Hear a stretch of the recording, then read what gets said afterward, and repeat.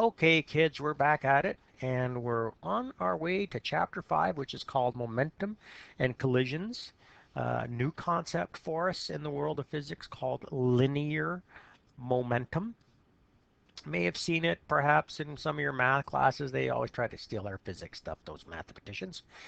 So here we go. What is this thing called linear momentum? Well, it's multiplication. It's a product. We're multiplying things together. So it's a product of an object's mass and velocity. Just multiply them together.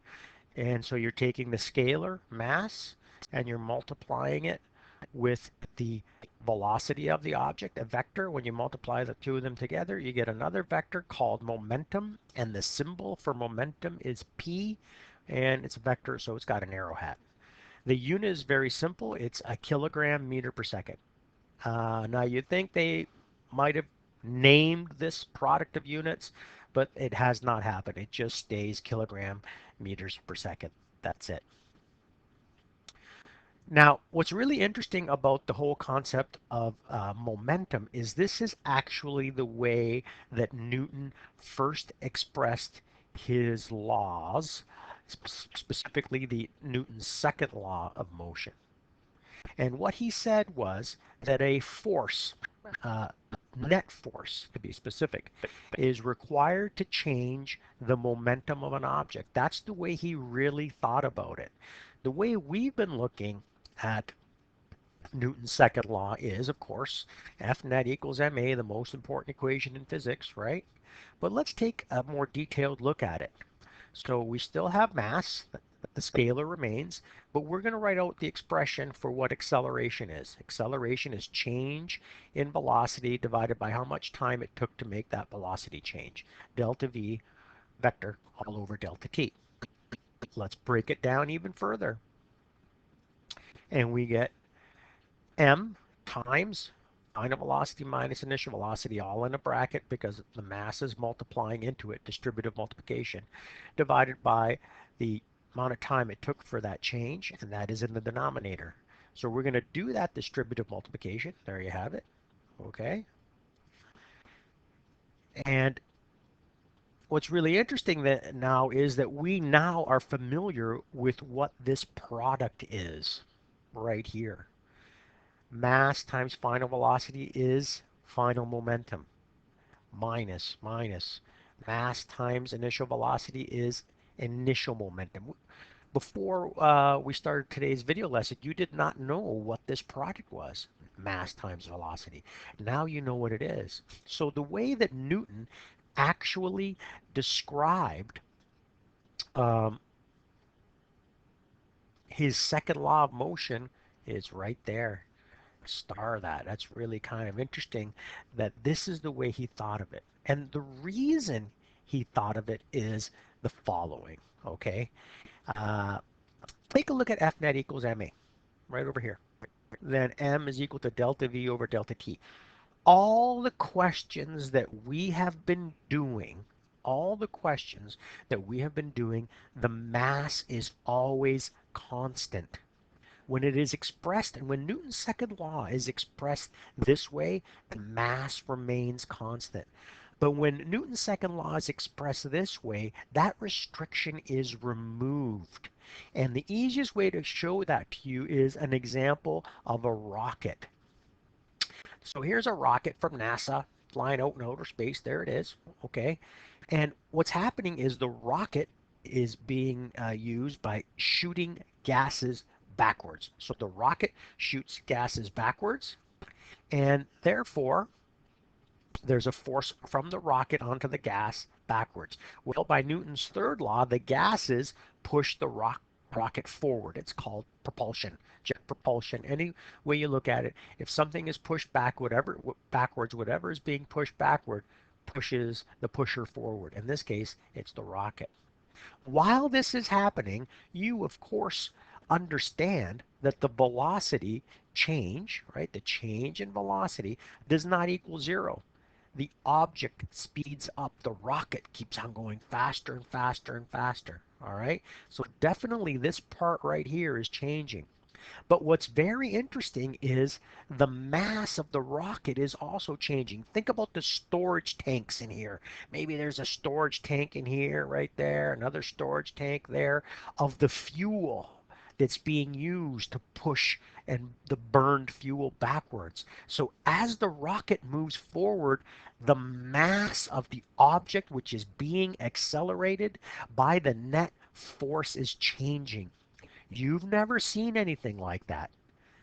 So if you want to take a look at this in a different way, it's delta m, oops, let me make a better m there, kids, v over how much time it took that change to occur. This delta right here, first time ever for you kids, yes, the velocity of the object that is experiencing the force is changing. But we can also have the mass of the object changing. Brand new concept for you. All right, so we're going to take a little sidestep here. And I just want to be very explicit about the fact that momentum is most definitely a vector.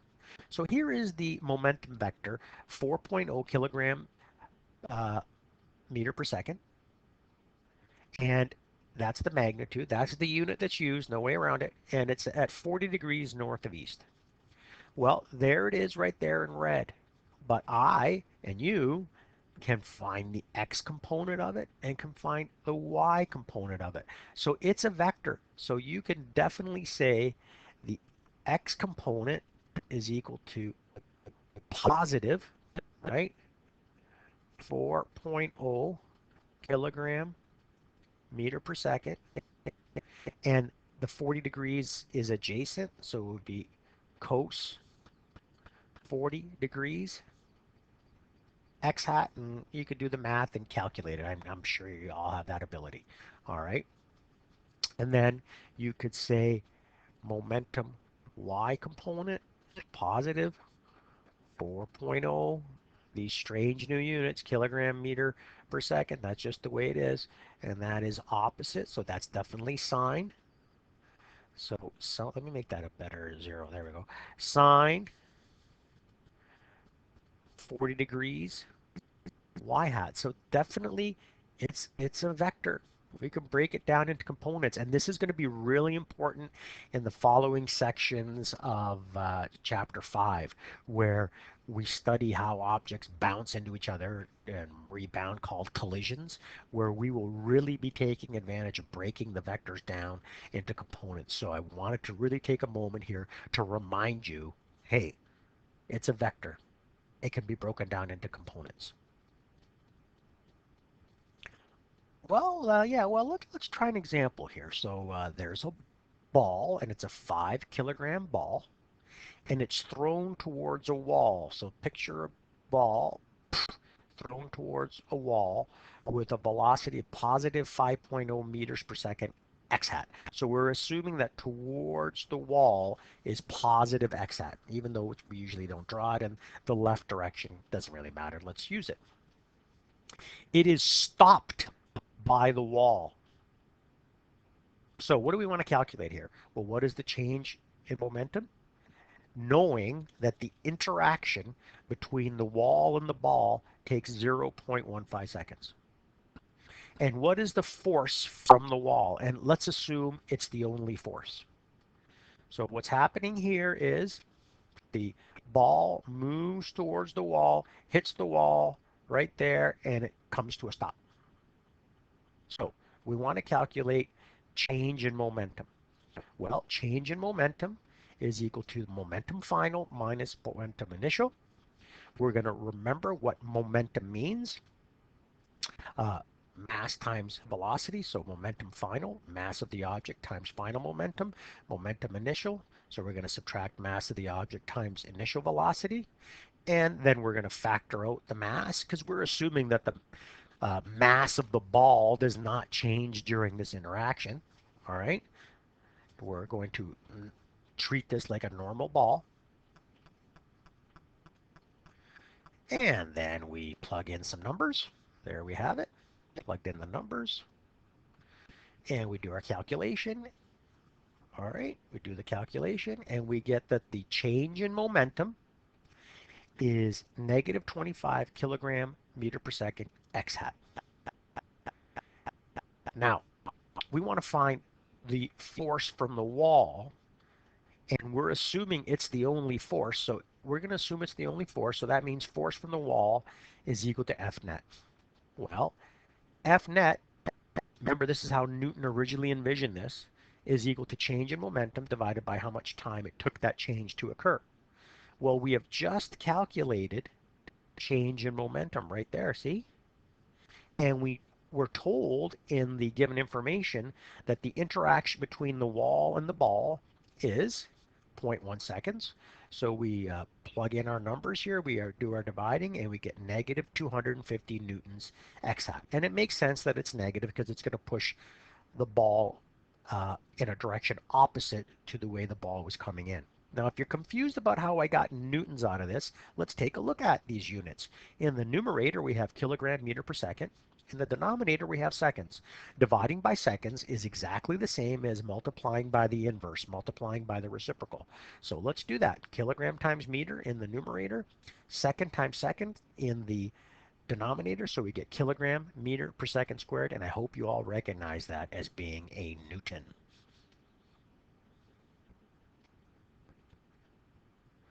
All right, kids, it's now time to introduce a new quantity to you called impulse. It's a new physics quantity, and it's very closely related to change in momentum, which we know as delta P.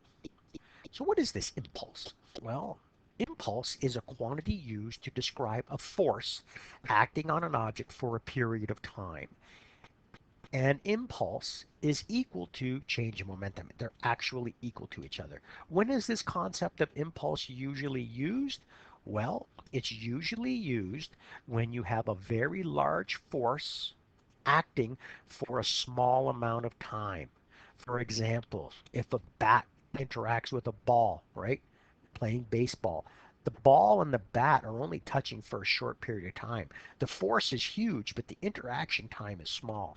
Stick on a puck, tennis ball on the racket. Very small amounts of time, but huge forces. So what you can do is you can graph um, the net force along the vertical axis versus time along the horizontal axis. All right?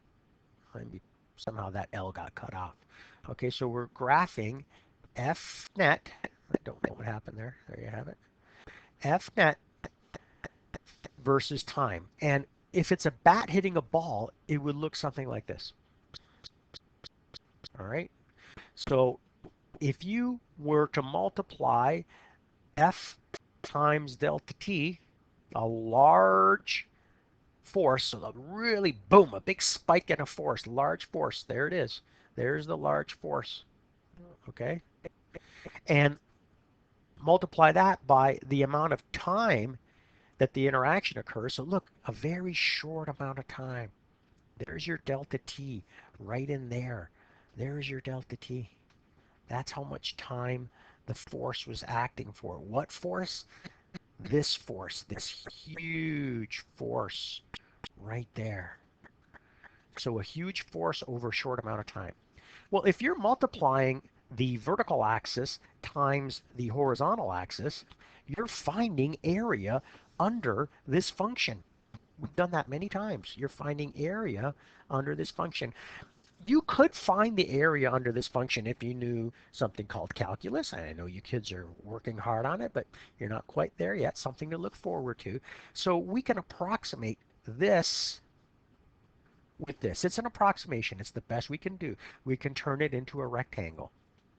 And if you were to find the area here, what you would be doing is you would be using this value on the vertical axis for force and that amount of time right there, delta T, and you would say sum of all forces, which is F net, times delta T is equal to change in momentum. So the area under here is the product of the vertical axis, F net, right? F net. And the horizontal axis, how much time? Multiply them together, and by definition, you have that is equal to change in momentum, a new concept for you. If you want to rewrite it like this, you can say F net times delta t is equal to change in momentum. Now, this product right here, sum of all forces times delta t, or F net times delta t, it's the same thing. This is the product that's known as impulse. Now, some textbooks will write it as an I, some will write it as a J. You'll see stuff like this written. I is equal to delta p. But our textbook just leaves it as the product there. It leaves it as the product. So there you have it, kids. There's today's lesson. Brand new concept, momentum and impulse. I'll have you read the textbook. I'll give you some questions to do. I want to thank everyone who's been working hard. I do wish there were some more questions asked. I'm kind of lonely here, waiting for students to ask me questions. Boo-hoo. Um, those of you who are regularly on here, learning away, I am so proud of you. When things get tough, right? Uh, you guys step up to the plate. Okay, I really appreciate your efforts.